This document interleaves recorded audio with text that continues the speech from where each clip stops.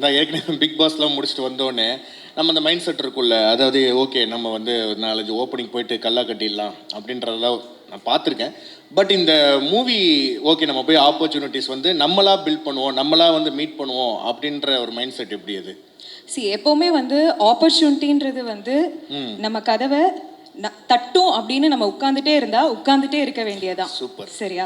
அதனால வரும்போது நம்ம ஆப்பர்ச்சுனிட்டியை வந்து கிராப் பண்ணிக்கணும் அண்ட் நம்ம அதை தேடி போகணும், அதுக்கேற்ற ஒர்க் பண்ணணும்.